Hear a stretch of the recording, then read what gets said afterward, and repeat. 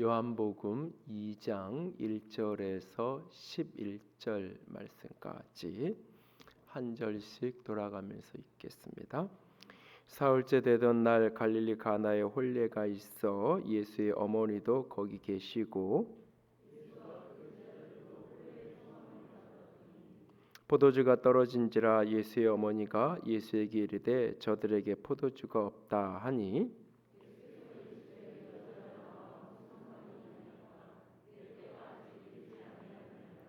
그 어머니가 하인들에게 이르되 너희에게 무슨 말씀을 하시든지 그대로 하라 하니라.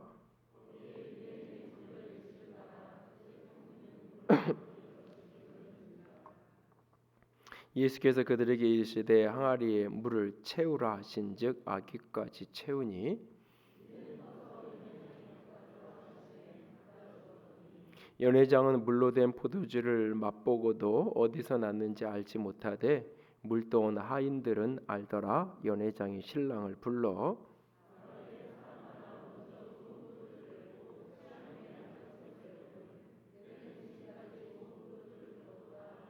함께 읽습니다.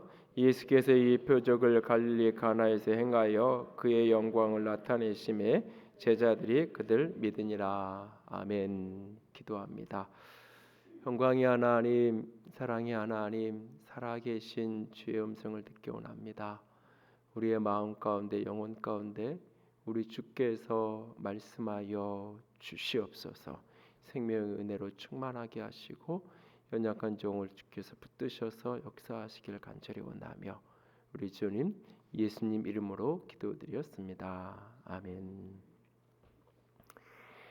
어제 오전에 함께 신앙생활하다가 이렇게 지방으로 이사를 가신 권사님이 전화가 와서 이런저런 이야기를 좀 나눴는데 특별히 이제 그 큰딸아이가 결혼을 이제 하게 돼서 결혼식 소식을 이렇게 알려주면서 이런저런 이야기를 잠시 나눴습니다. 딸아이가 결혼을 하게 됐을 때 모든 부모는 감사하고 또 축복하면서 이렇게 맞이하죠. 그러나 또 한편으로는 부모의 마음속에는 걱정도 있고 이제 잘 살아야 하는데라고 하는 마음도 한켠에 동시에 갖게 되는 것을 봅니다.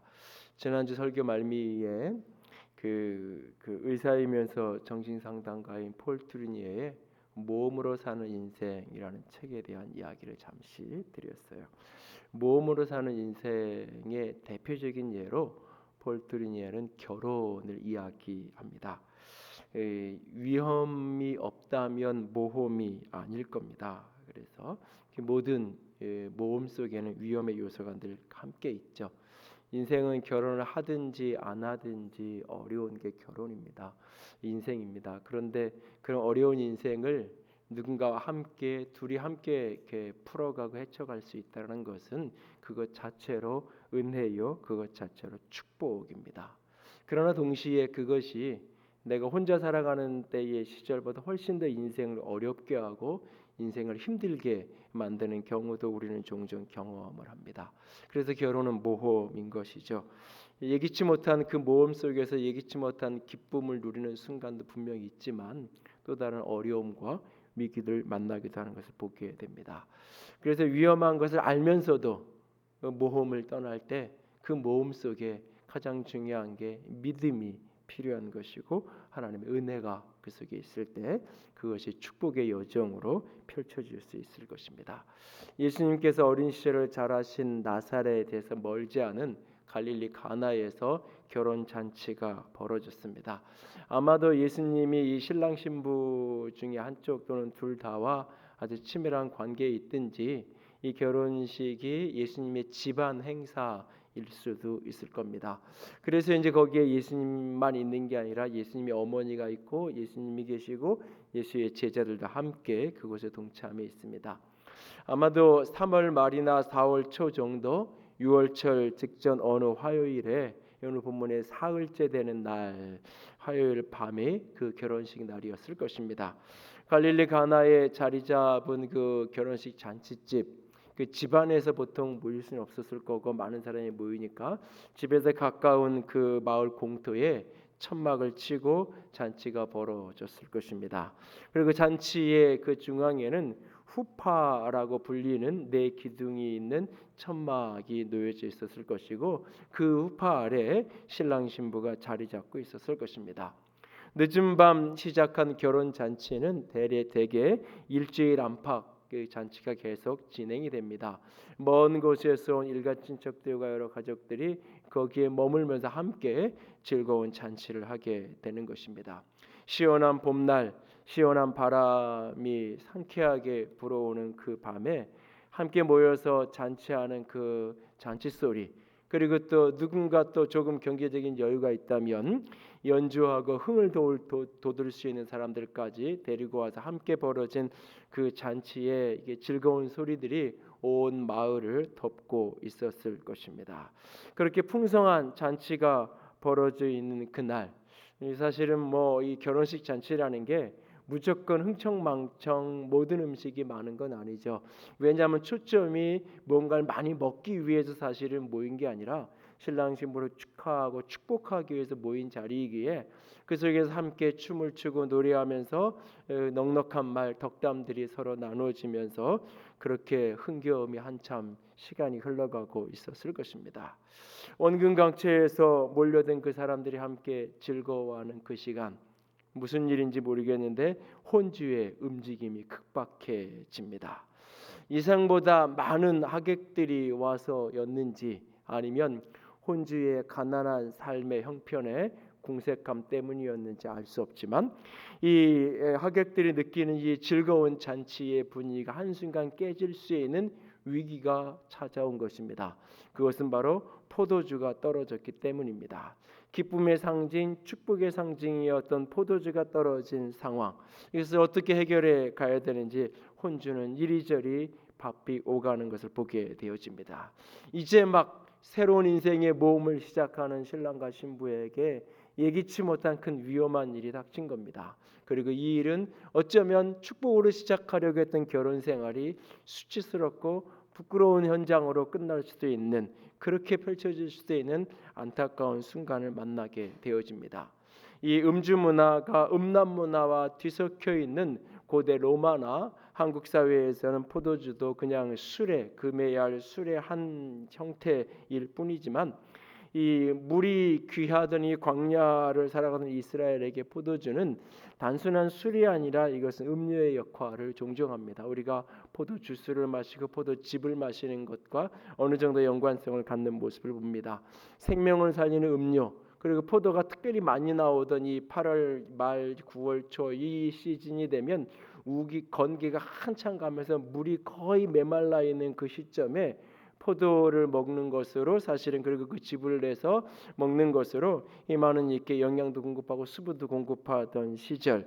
그래서 이 포도주는 축복의 상징이고 기쁨의 상징으로 늘 그들 가운데 함께 있었던, 그런데 그것이 떨어지는 위기를 만난 것입니다.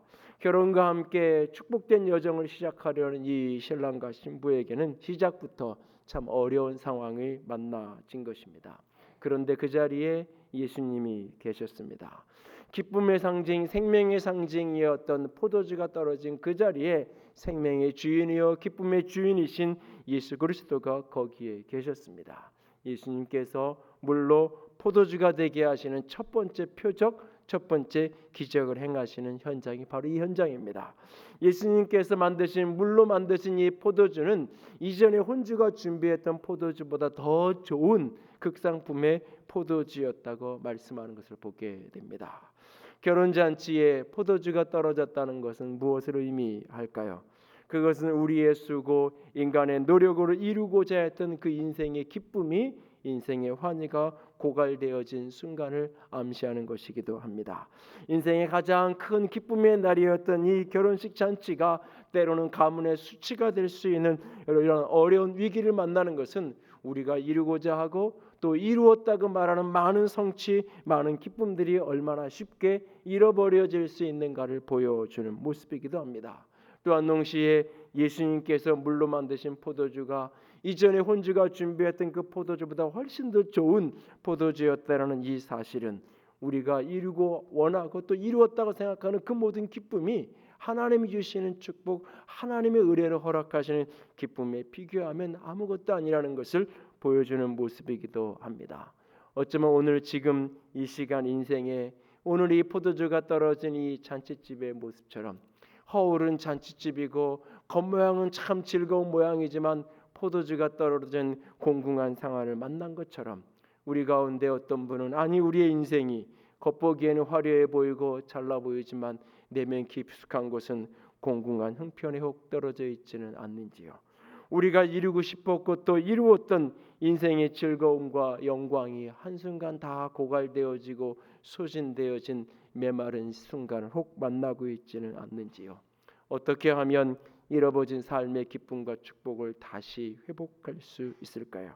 어떻게 하면 내가 살아가는 이곳을 이전보다 더 나은 처음보다 더 좋은 것으로 풍성하게 넘쳐나는 땅을 만들어갈 수 있을까요? 본문에 등장하는 몇몇 등장인물들을 살펴보면서 지혜를 나누기를 원합니다.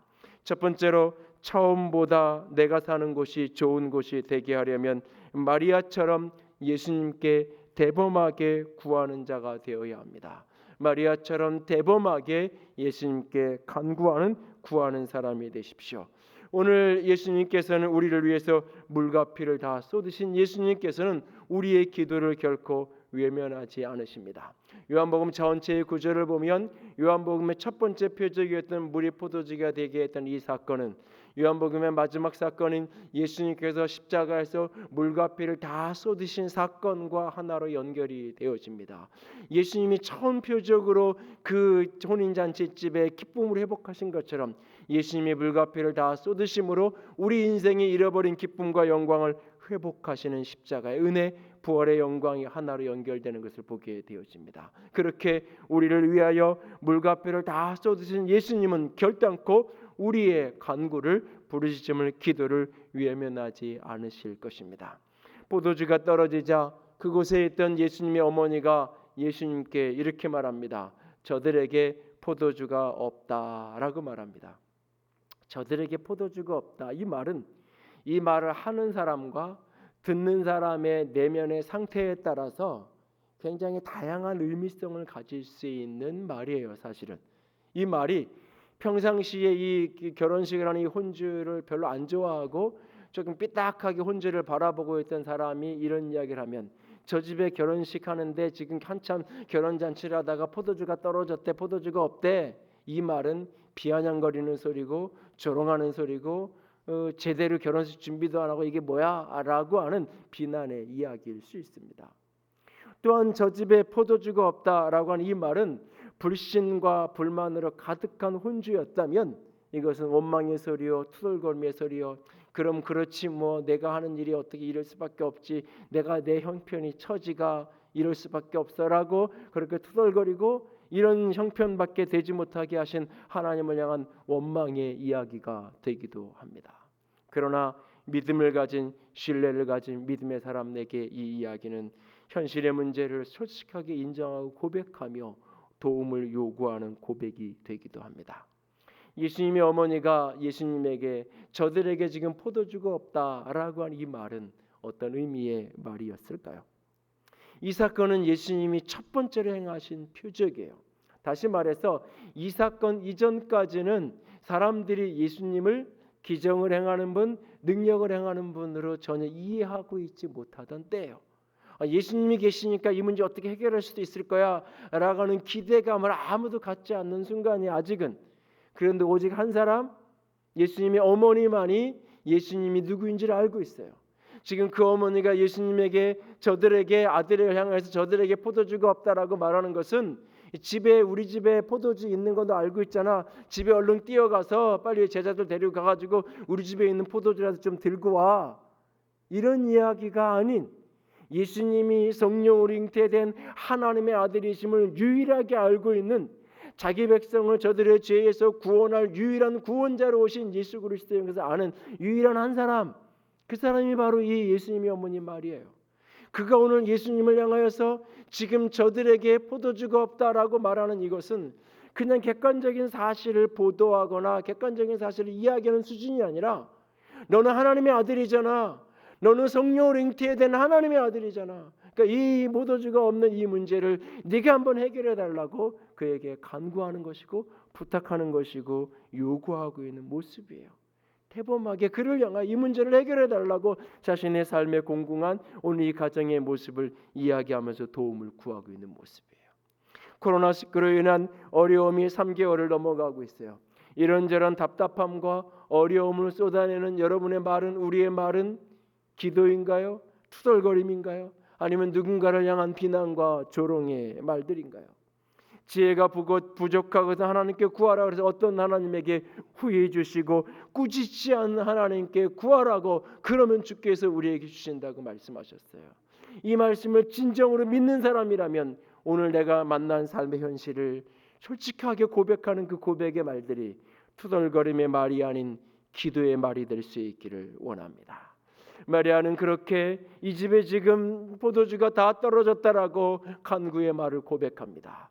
그 이야기를 들은 예수님은 그것이 간구라는 것을, 자신을 향한 호소요 부탁이라는 것을 예수님은 알았어요. 그리고 예수님은 반응합니다. 이 일이 나와 무슨 상관입니까? 여자요, 이게 나랑 무슨 상관입니까? 아직 내 때가 이르지 않았습니다. 아직 내 때, 아직 내가 하나님의 아들이라는 것을 온 세상 가운데 드러내야 될 그런 계시적인 구속사적인 시점이 아직 되지 않았습니다. 어머니의 말이 집에 있는 포도주 가서 가져오라는 이야기라면 가져왔을 거예요. 아니면 포도주가 어디 있는데요? 라고 되물었을 거예요. 그러나 이 말이 그런 단순히 어머니가 아들에게 부탁하는 이야기가 아닌 하나님의 아들에게 간구하는 기도인 것을 알기 때문에 완곡하지만 단호하게 거절하고 있어요. 그런데 그 기도는 알아들었는데 내 때가 아닙니다. 아직 내가 하나님의 아들이라고 드러낼 때가 아닙니다. 그때 마리아는, 그 어머니는 예수님을 향한 호소를 멈추지 않습니다. 옆에 있는 하인들에게 이렇게 이야기합니다. 너희에게 무슨 말을 하든지 그대로 해라 라고 이야기합니다. 이 장면을 상상해 봤어요. 어쩌면 이렇게 이야기하고는 이 어머니는 그냥 저쪽으로 가버렸을 가능성이 많아요.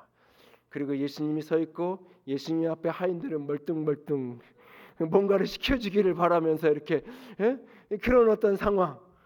예수님이 지금 어머니랑은 내 때가 아닙니다 뭐 이런 얘기를 해도 서로 알아듣는데 예수님이 성령으로 잉태된 걸 아는 유일한 존재이기에 그 말을 어느 정도 다는 모르지만 마리아와 예수님 사이에만 알아듣는 이야기들이 있는데 이 종들한테 뭐 내 때가 아니라고 얘기해 아무 소용없는 거고 무슨 말씀을 하시든지 너희를 그대로 시키는 대로 해.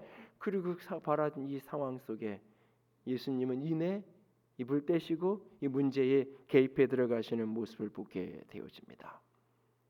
마리아의 이 모습은 마치 비가 오기를 기도하는 기도회에 가면서 우산을 챙겨갔던 어린 소녀의 이야기와 같은 거예요. 내가 기도할 때, 내가 이렇게 간구할 때, 내가 예수님에게 말할 때, 부탁했을 때, 기도했을 때 이것을 예수님이 외면하지 않을 거라는 믿음 속에서 하인들에게 무슨 말씀을 하든지 그대로 행하라고 지금 말씀하고 명령하고 있는 거예요.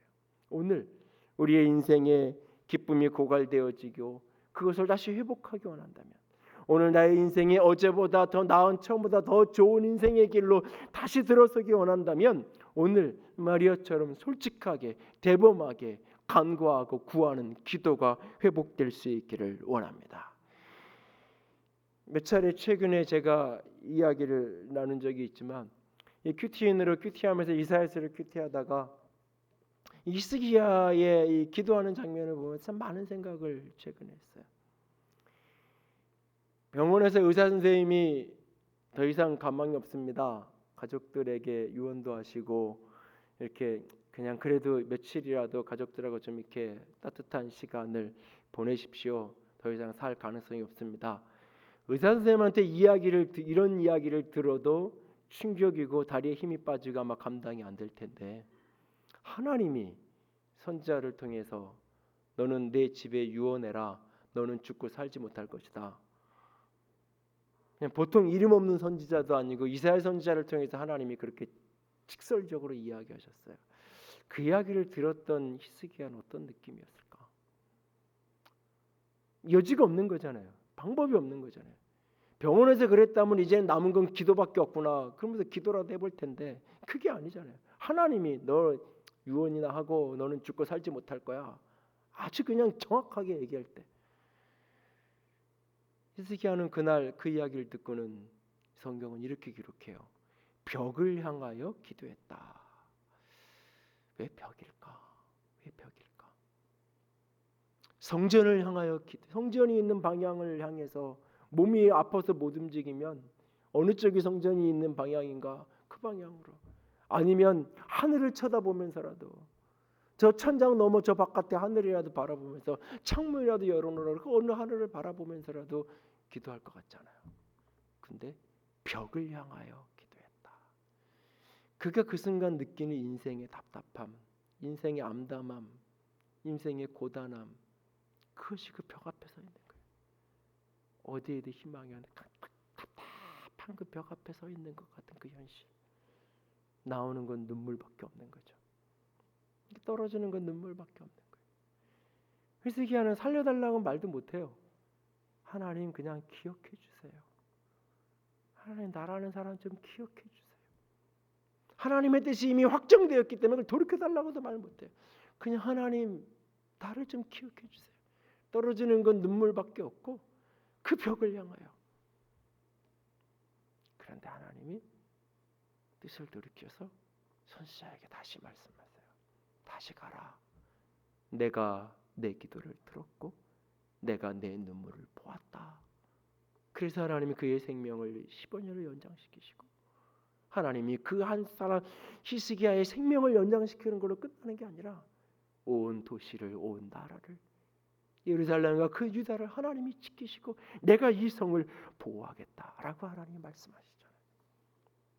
여러분 인생이 답답해서 그냥 하나님이 그 해결해 달라고 아무리 생각해도 내가 보기엔 해결할 방법이 없으니까 이걸 좀 어떻게 해달라는 기도조차 나오지 않는 그 답답한 순간을 만났다면 바로 그때가 기도해야 될 때예요.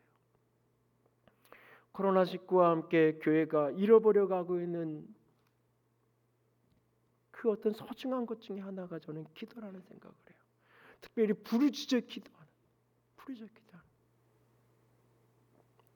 기도하는 기도가 나를 지키는 게 아니라 감염병이 창궐한 시대 속에서 내 입에 채워진 마스크가 나를 지킨다고 생각하는 실제로 마스크가 효과가 있잖아요.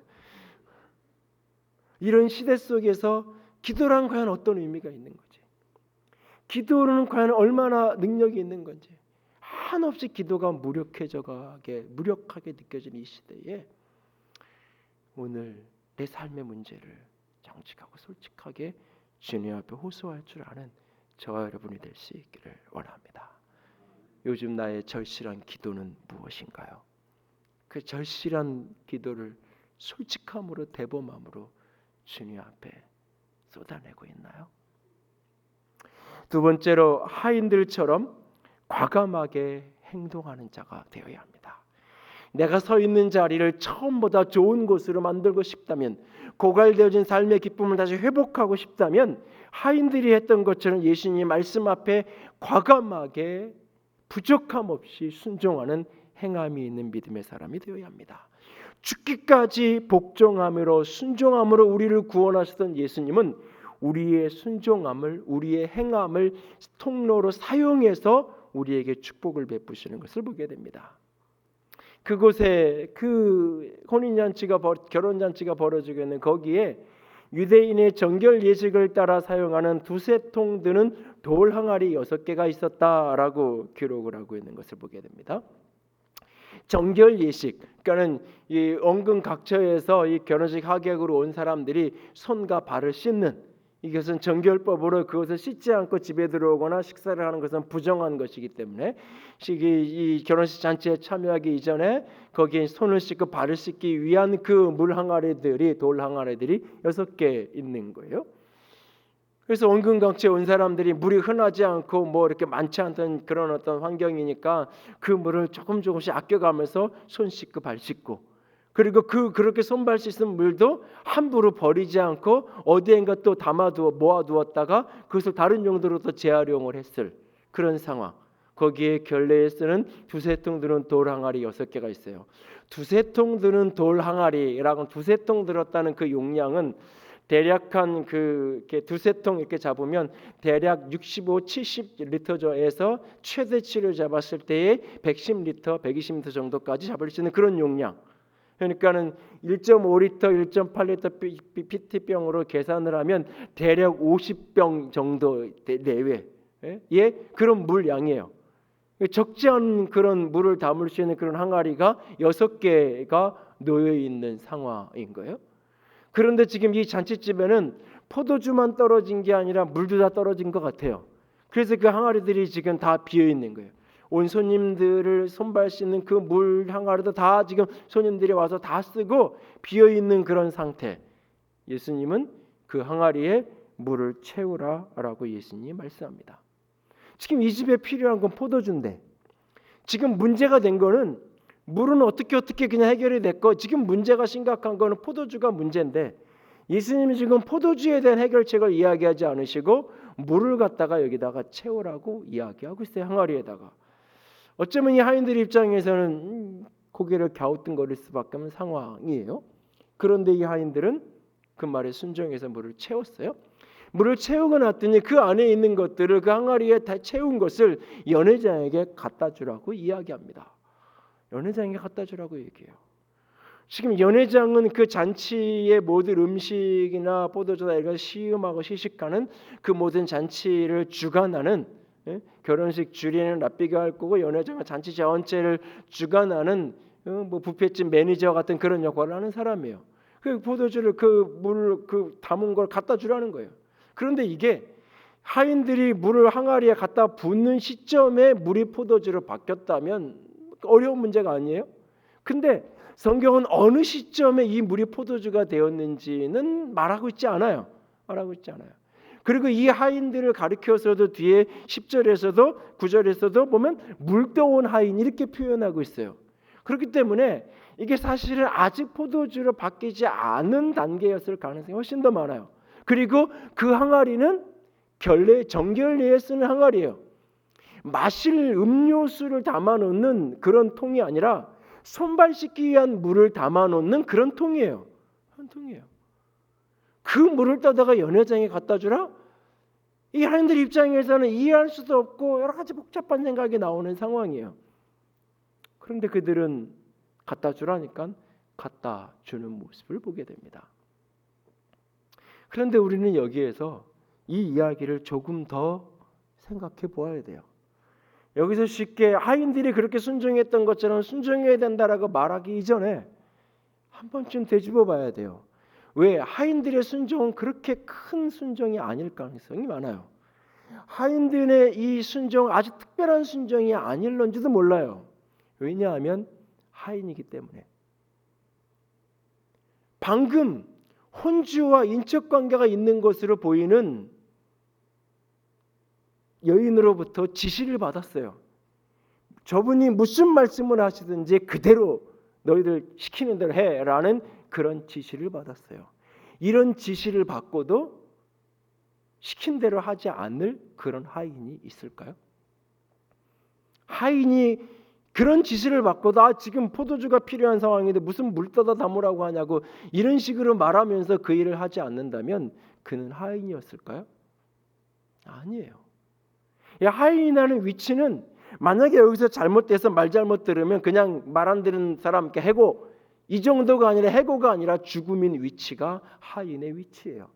하인의 처지가 시키면 시키는 대로 내 생각이 뭐든 상관없이 내가 하기 싫든 좋든 내 선택권에 아무 선택권에 상관없이 내 위치가 해야 되는 위치예요. 해야만 하는 위치예요. 그래야 살아남을 수 있는 위치예요. 그래서 하인은 지금 그 일을 하고 있는 거예요. 어떤 의미에서 어쩔 수 없이 하는 거예요. 자기 신분과 위치 때문에 처지 때문에 그냥 해야 될 일을 시킨 일을 하는 거예요. 그런데 이 일이 하인들의 이 일이 그렇게 시킨 일을 하고 있는 그런 수준임에도 불구하고 그 이상인 것을 오늘 성경은 단어 하나로 그것을 암시하고 있어요. 그게 뭐냐면 아귀까지 채웠다라고 하는 거예요. 아귀까지 채웠다. 여러분 제가 여기 컵에다가 집사람한테 여기다 물 좀 채워주세요라고 말하면 얼마큼 채워야 되는 거예요? 반만 채우면 되는 거예요? 4분의 3 정도 채우면 되는 거예요? 아니면 찰랑하게 채워야 되는 거예요? 어떻게 채워야 되는 거예요? 뭐 비유가 안 되시면 이렇게 해보신 분들 많잖아요. 술자리에서 잔을 딱 들었는데 얼마큼 채워야 여기 채워 그랬을 때 얼마큼 채워야 채우는 거예요. 이게 상황과 분위기에 따라서 다 다르잖아요. 맥주잔을 채우면 다 채워야 되고 와인잔을 채우면 3분의 1만 채워야 되고 그런 거 아니에요? 이 상황이 다른 거예요. 예수님이 물을 채우라고 그랬어요. 근데 얼마를 어떻게 채우라고 말하지 않았어요. 항아리에 물을 채우라고 그랬어요. 물을 쉽게 구할 수도 없는 형편이에요. 작은 장도 아니에요. 수도꼭지 틀면 그냥 척척 나오는 상황이 아니란 말이에요. 그 적지 않은 물을 갖다 채우는데 하기 싫어요. 이해도 안 돼요. 왜 지금 이 상황에서 물 채워 여긴 포도주가 없어서 난리인데 이 급박한 상황 왜 지금 전혀 말도 안 되는 일을 하라고 하는지 이해도 안 돼요. 근데 내 처지가 공궁해요. 하지 않을 수 없는 위치, 내 신분이 그 어쩔 수 없이 해야 돼요. 어쩔 수 없이 해야 되는 그 일을 여러분 같으면 얼마큼 했을 것 같으세요? 어느 정도까지 채웠을 것 같으세요? 하인들은 어쩔 수 없이 해야 되는 그 일을 어쩔 수 없는 수준으로 하지 않았어요. 마지못해 해야 되는 그 일을 마지못해 하는 수준으로 하지 않았어요. 그래서 그들은 과감하게 순종한 거예요. 자신들이 할 수 있는 최대치까지 그들은 물을 채웠어요. 그리고 그들만이 아는 감격이 있어요. 그들만이 아는 기쁨이 있어요. 성경은 그 물로 된 포도주를 떠다 준 그것을 마신 연회장이 이것이 어디서 왔는지를 모르는 상황이 됐을 때 이것을 아는 유일한 사람들, 물 떠온 하인들은 알았다라고 성경이 기록해 주고 있어요. 그들만이 갖는 기쁨이 있는 거예요. 최선을 다해본 극대치의 순종을 하고 극대치의 땀과 열정을 쏟아본 사람만이 느끼는 그 감격이 있고 남모르는 기쁨이 그에게 있는 거예요. 목회를 하면서 여러 교역자들을 겪어가고 만납니다. 담임 목사와 부교역자의 관계라는 게 뭐 일반 직장보다는 덜할런지 모르지만 그래도 웬만하면 시키면 시킨 대로 해야 되는 관계예요. 이게 시킨 것도 하지 않는 교역자가 있다면 뭐 몇 번은 참겠지만 내가 계속 참을지는 자신이 없어요. 사실은 아니 못 참을 거예요. 지금까지 시간을 지내오면서 하나님이 주시는 소중한 은혜 가운데 하나는 저는 늘 좋은 분들을 만난 거라고 생각을 해요. 장로님들도 그렇고 우리 특별히 교육자들도 지나온 시간들 속에서 늘 자기 역할을 최선을 다해서 하시는 분들을 만나고 함께 할 수 있어서 늘 감사하는데 그 중에 늘 제 가슴에 시간이 지나서도 품어지는 놓아지지 않는 분들이 있어요. 시킨 일을 시킨 수준만큼 하지 않았던 사람들. 그냥 그 정도만 그 자기 위치가 그러니까 그 정도만 해도 아무도 뭐라 그러지 않는데도 불구하고 버겁게 자기 일들을 감당하며 헌신했던 그런 분들이 제 가슴에 이렇게 남아있어요. 무슨 일이 있다고 어디 이렇게 사역지를 옮긴다고 SNS에 글 하나 올라오고 연락 한번 오면 기도를 하고 하나님 해달라고 할 때 그 마음의 무게가 달라요. 제가 인생을 살면서 뭔가 순종을 해야 되는데 얼마만큼 순종해야 될까? 어느 수준만큼 내가 하면 될까라는 그런 어떤 질문을 만날 때면 그런 고민을 제가 해야 될 때면 저는 늘 열왕기하 4장의 이야기를 떠올려요. 엘리사와 그 선지자의 제자의 아내였던 미망인이 되어서 두 아들 둘을 키우고 있었던 그 여인의 만남의 장면.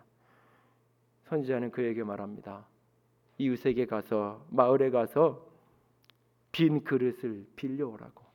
이웃에게 가서 빈 그릇을 빌려오라고. 빌리되 조금 빌리지 말라고 이야기합니다. 그릇에 빌려왔어요. 그리고 그 그릇에 붓는 대로 기름이 채워집니다. 아들아 그릇 더 가져와. 엄마 그릇이 다 떨어졌는데요. 아들이 그릇이 떨어졌다는 그 말과 함께 기름병에 기름이 떨어집니다. 선지자는 말합니다. 그 그릇에 담겨진 그 기름을 갖다 팔아서 빚도 갚고 두 아이랑 생활을 하라고 말합니다. 이 선지자가 처음부터 당신들이 그릇 빌려오면 그 그릇만큼 기름을 채워줄 거고 그거 가지고 팔아가지고 당신 빚도 갚고 당신 아들들하고 살 수 있게 해줄 거라고 그릇 많이 빌려오라고 처음부터 그 모든 걸 다 이야기했다면 그릇을 얼마나 빌려왔을까요? 저 언덕 넘어 산 넘어 고개 넘어도 가서 그릇 다 하여튼간 온 동네 가서 다 빌려왔을 거예요. 근데 지금 빚져가지고 빚쟁이에 너무너무 고통받는 상황에 대해서 선지자에게 남편 죽고 이런 공공한 처지가 돼서 이야기하고 있는데 어떻게 해결해 주겠다고 얘기하지 않고 계획을 알려주지도 않고 가서 그릇 빌려오래요. 이웃집 가서 그릇 빌려오래요. 여러분 같으면 그릇 몇 개나 빌려왔을 것 같으세요? 빌려오는데 조금 빌려오지 말고 좀 넉넉하게 빌려와. 그랬더니 몇 개 빌려왔을 것 같아요. 한 3개 가져왔을까? 한 7개 가져왔을까? 몇 개나 빌려왔을 것 같으세요? 그들이 받았던 축복은 그들이 빌려온 그릇만큼이었어요. 그들이 받았던 그 기름은 그들이 빌려온 그릇의 분량만큼이었어요. 역설적으로. 저는 지금까지 살아오면서 내가 계획하고 내가 생각했던 것보다 하나님은 늘 넘치고 풍성하신 분임을 깨달아요.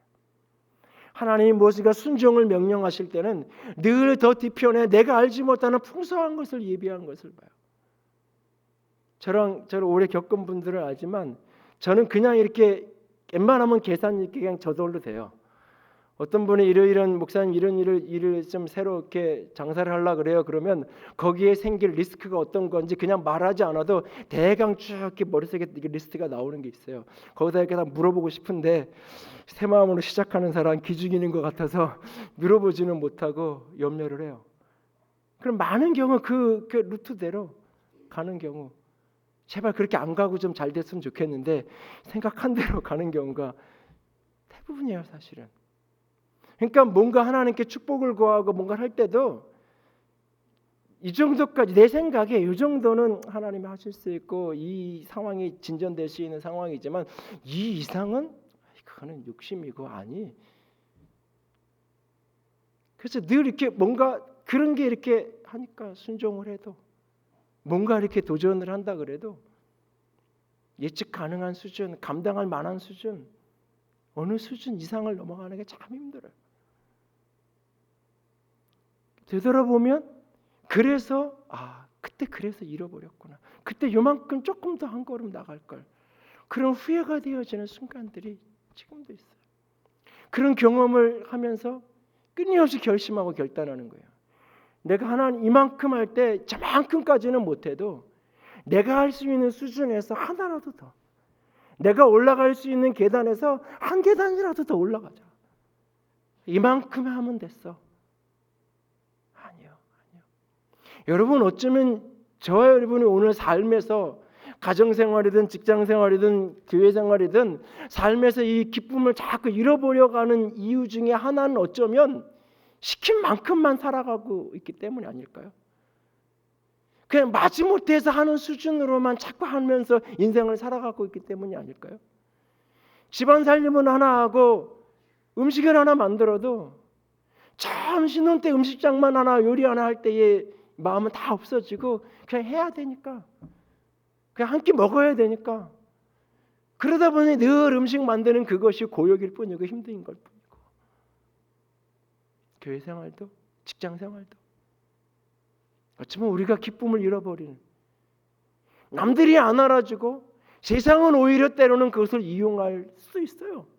그러나 땀 흘려 자신의 모든 에너지를 쏟았던 사람은 자기만 아는 기쁨이 있는 거예요. 그 일이 이루어져 그 일이 성취되었을 때 남들은 다 알지 못해도 내 안에 있는 기쁨이 있고 성취감 있고 희열이 있는 거예요. 그래서 또 다른 도전을 인생 속에서 하게 되는 거예요. 하나님이 축복하시는 인생, 어떤 사람을 축복하시느냐? 오늘이 아이들처럼 과감하게 자신들이 시키는 일, 자신의 처지가 공공해서 어쩔 수 없이 안 하면 죽으니까, 안 하면 쫓겨나니까 그냥 마지못해 하는 순종이었지만 그들은 마지못하는 수준으로 하지 않았어요. 여러분이 하나님의 말씀을 순종한다고 할 때 우리 다 하나님의 말씀을 순종해야 된다는 거 알고 순종하잖아요. 근데 순종 안 하면 혼날 것 같으니까, 순종 안 하면 벌 받을 것 같으니까 마지못해 순종하며 걸어가잖아요. 그래 놓고는 어느 날 순종한 대로 복 주시지 않는다고 또 하나님께 따지고 하나님께 또 투덜거리는 게 우리 수준 아닌가요 혹시? 이걸 조금 바꿔보셨으면 좋겠어요. 거기에서 한 단계 좀 앞으로 나가봤으면 좋겠어요. 오늘이 하인처럼, 이들처럼. 그리고 세 번째로 신랑을 기억할 수 있게 합니다. 본문에 등장하는 신랑처럼 받은 은혜를 누리는 자가 되어야 합니다. 하나님께서 내게 주신 은혜, 내가 은혜 받은 자라는 것을 인식하고 받은 은혜를 기쁨과 감사로 누리는 자가 될 때 내가 서 있는 자리를 더 좋은 자리로 만들어갈 수 있는 겁니다. 이 본문을 설교 본문으로, 원래는 다른 본문으로 예수 사는 곳 이 시리즈 5번째를 다른 걸로 해놨다가 지난 주일날 저녁 시간에 앉아서 생각하는데 본문을 바꿔야 됐다고 생각하고 월요일날 화요일날 계속 본문 어떤 본문을 할까 찾다가 오늘 이 갈릴리 가나 이 혼인잔치 이 본문으로 정해놓고 본문을 계속 묵상을 하는데 이전에 안 보이던 단어, 안 보이던 사람 한 사람이 눈에 자꾸 들어와요. 여러 번 이 본문은 설교도 했고 가르치기도 했지만 그때마다 보이지 않았던, 보지 못했던 사람, 신랑의 모습이 눈에 자꾸 들어와요. 모든 것이 깨어지는 위기를 만났던 그 순간 이 모든 것이 역전되면서 연회장이 신랑을 불러요. 그리고는 신랑에게 말해요. 보통은 좋은 포도주를 내놨다가 사람들이 취하고 그러고 나면은 좀 그 다음에는 낮은 수준의 이 포도주를 내놓는 게 일반적인데 갈비집에 가도 처음에 5인분씩 내놓는 그 갈비하고 나중에 추가로 2인분 티켓에 나오는 갈비가 다른 법인데 보통 다 그렇게 하는 법인데 당신은 어떻게 이렇게 하냐고, 당신이 어떻게 더 좋은 걸 나중에 내오는 걸, 다 사람 취한 상태에 내오는 나중에 내오는 거를 더 좋은 걸 이렇게 내놓을 수 있냐고, 어떻게 더 좋은 거를 이렇게 두었냐고 이야기를 들을 때 이 신랑의 마음은 어땠을까요? 모험처럼 시작하는 이 결혼의 예식 속에서 첫 단추부터 예기치 못한 위기를 만난 이 사람이, 그런데 그걸 해결할 능력도 없고 힘도 없었던 이 신랑이 오늘 이 이야기를 들을 때 어떤 느낌이었겠냐고요. 근데 이 신랑은 한 게 없어요.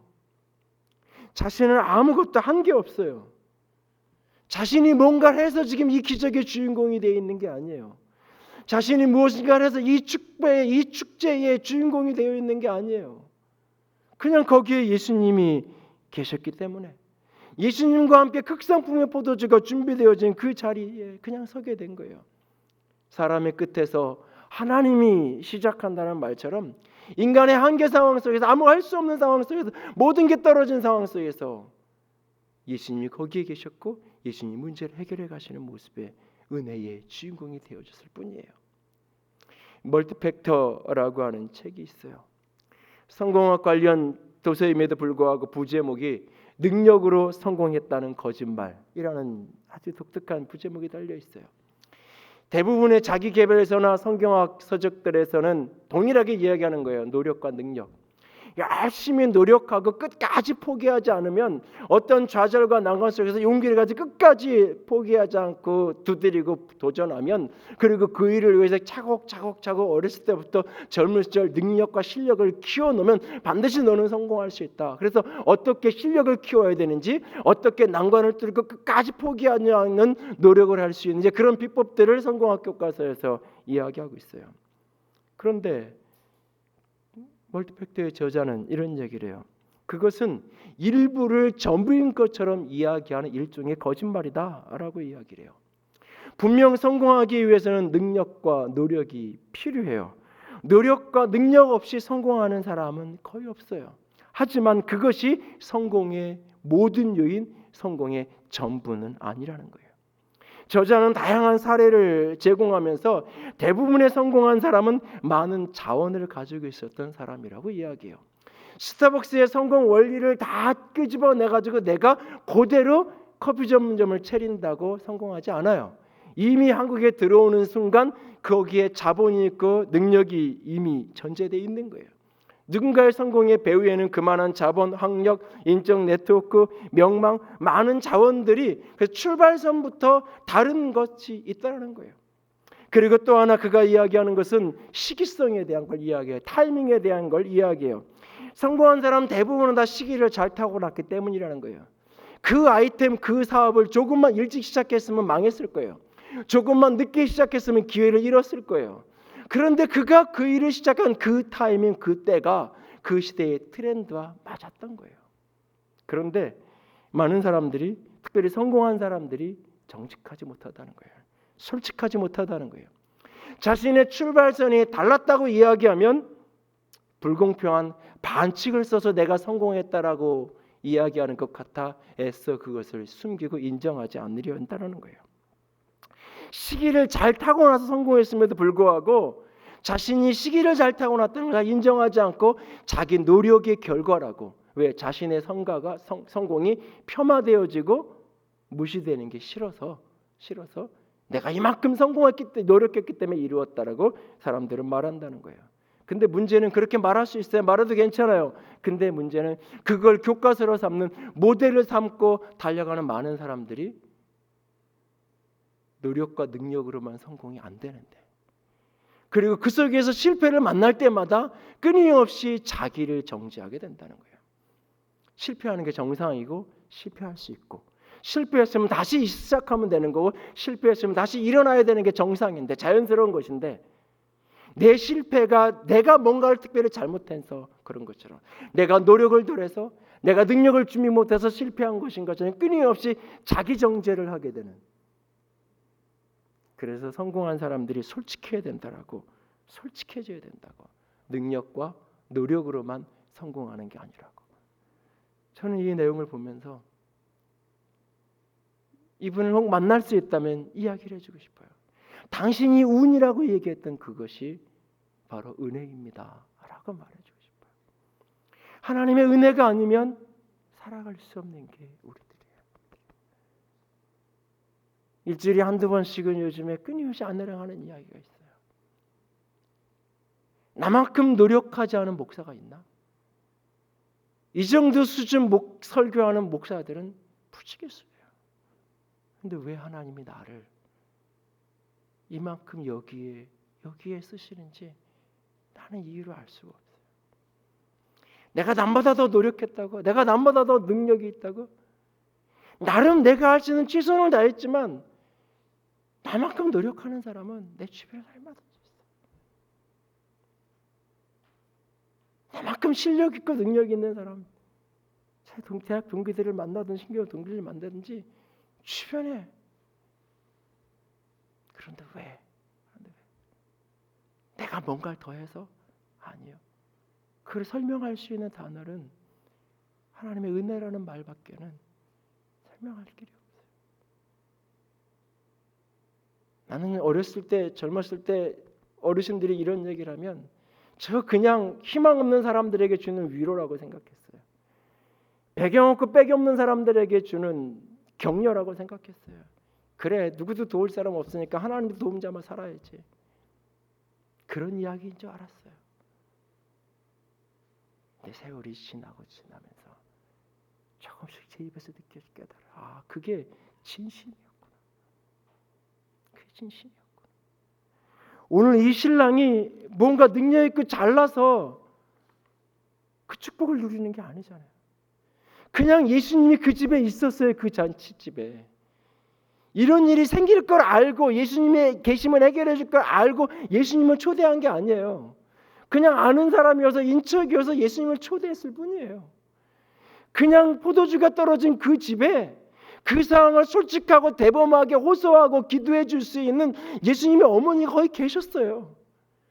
그냥 주인이 시키면, 윗사람이 시키면 그 일을 감당하는데 그냥 적당히 마지못해 하는 게 아니라 최선을 다해서 자신이 할 수 있는 극대치의 순종을 해주는 그런 하인들이 그냥 거기 있었을 뿐이에요.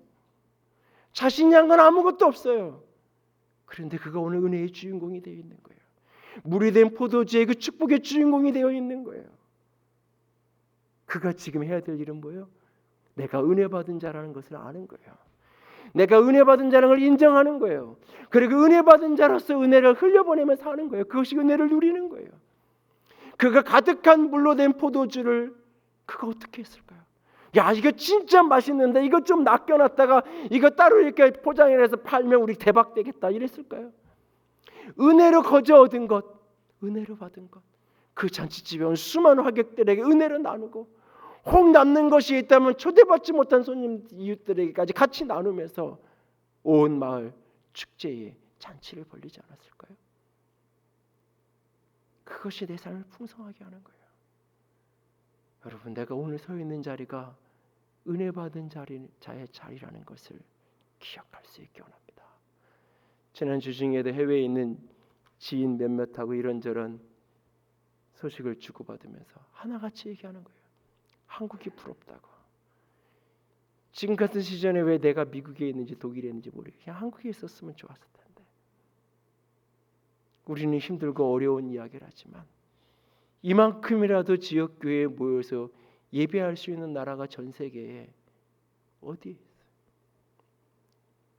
이런저런 힘든 게 있지만 그래도 더 상황이 어려워져도 집에라도 앉아서라도 대한민국 어느 구석에 가서 있어도 온라인으로 연결 안 되는 공간이 어디 있고 자리가 어디 있어요? 우리는 힘들고 어려운 시즌을 보내는 것 같지만 조금만 눈을 떠서 보면 가득한 은혜가 우리 속에 있어요. 내가 은혜 받은 자라는 것을 깨닫고 알고 그 은혜를 누리는, 그 은혜를 흘려보낼 수 있는 저와 여러분이 될 수 있기를 원합니다. 그의 삶이 진짜 아름답고 복된 땅이 될 거예요. 본문은 이렇게 시작되어 사흘째 되는 날에, 유대인들은 대부분 사흘째에 결혼을 했어요. 월화수, 우리는 요일로 그렇게 나누지만 첫째 날, 둘째 날, 셋째 날, 사흘째 되는 날, 창세기 1장에 하나님이 묻힐 땅을, 육지를 창조하신 날. 그런데 창세기 1장에 보면 그날 셋째 날, 사흘째 되는 날 하나님이 보시기에 좋았더라, 이 말을 2번 하세요. 그래서 유대인들이 이 날이 멀티 축복의 날이에요. 2배로 복을 받는 날이에요. 그래서 결혼식이 가능한 한 사흘째 되는 날 많은 경우예요. 저는 이 본문을 보면서 그런 기도를 합니다. 저와 여러분에게 멀티의 축복, 갑절이 되는 그런 주의 은혜가 가득할 수 있기를 원합니다. 하나님 앞에 대범하고 솔직하게 구하십시오. 어떤 문제가 있든지. 그리고 순종하여야 된다면 마지못해 혼나지 않은 수준, 시키는 수준만이 아니라 적어도 한 계단이라도, 적어도 하나라도 더 나아갈 수 있는 과감한 순종의 행함의 사람이 되십시오. 그리고 내게 주신 은혜를 깨닫고 그것을 누릴 수 있는 축복이 있기를 주님의 이름으로 부탁을 드립니다. 함께 찬양합시다. 나를 지으신 이가 하나님, 나를 부르신 이가 하나님, 나를 보내신 이도 하나님, 나의 나된 것은 다 하나님의 은혜라. 함께 고백하며 찬양하며 나아갑니다. 나를 지으신 이가 하나님, 나를 지으신 이가 하나님, 나를 부르신 이가 하나님, 나를 보내신 이도 하나님, 나의 나된 것은 다 하나님 은혜라. 나의 달려갈 길 나가도록 나의 마지막 호흡 다 나로 그 십자가 품게 하신 나의 나 된 것은 다 하나님 은혜라. 한량없는 은혜, 한량없는 은혜 갚을 길 없는 은혜 내 삶을 애워싸는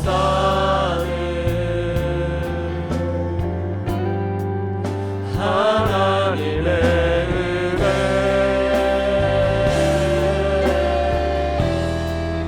나 충정한 법칙 그 땅을 밟음도 나를 붙드시는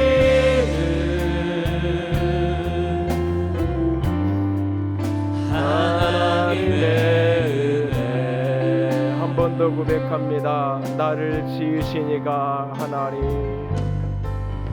나를 지으시니가 나를 당신의 백성으로, 당신의 아들로, 당신의 딸로 부르시니가 하나님, 나를 보내신 이 가정으로, 나의 일터로, 나를 이곳 이 교회로 보내시니도 하나님, 나의 나 된 것은 다 하나님의 은혜라. 내가 달려갈 길을 다 가도록 내 인생에 어떤 고단한 일을 내가 직면한다 할지라도 나의 마지막 호흡을 다하는 그 순간에도 나를 위해 물감기를 다 쏟으신 그 십자가를 내가 품고 나아가리이다. 나의 나된 것은 다 하나님의 은혜라. 한량없는 은혜, 한량없는 은혜 갚을 길 없는 은혜 내 삶을 애워싸는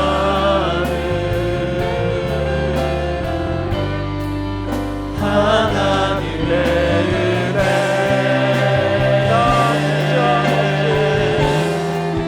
나 주저함 없이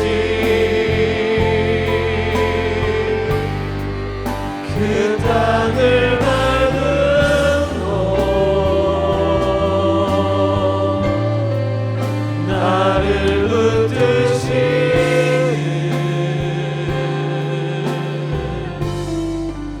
하나님의 은혜. 이 시간 같이 기도합시다. 주님, 솔직하고 대범하게 내 삶의 형편과 처지를 구하는 자가 되겠습니다. 순종하되 한 걸음 더 나아가는 그런 행함의 사람이 되겠습니다. 하나님, 내가 은혜 받은 자입니다. 당신의 은혜가 아니면 나는 여기에 설 수 없는 사람입니다. 그 은혜 받은 자임을 기억하며 오늘도 그 은혜를 누리며 그 은혜를 흘려보내는 자로 살아가게 하여 주시옵소서. 같이 기도합니다. 사랑의 하나님, 영광의 하나님, 주님만을 바라봅니다. 아바 아버지, 당신만을 바라봅니다. 아바 아버지, 영광의 주님만을 바라봅니다. 아바 아버지, 영광의 주님만을 바라봅니다. 아바 아버지, 주님만을 바라봅니다. 당신의 생명으로 덮으시옵소서. 당신의 사랑으로 덮으시옵소서. 당신의 영광으로 덮어주시옵소서. 아버지, 아버지, 아버지, 아버지, 아버지.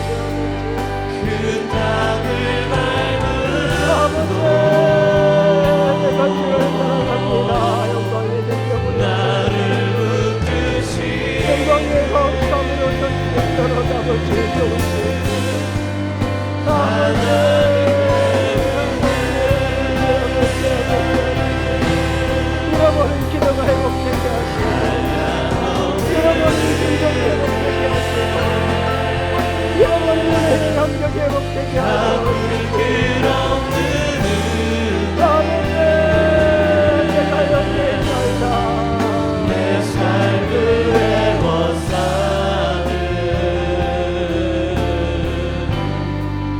하나님의 은혜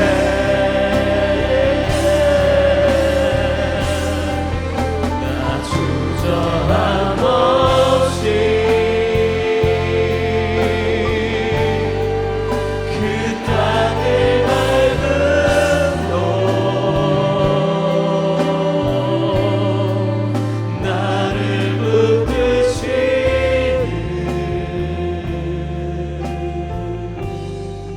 하나님의 은혜.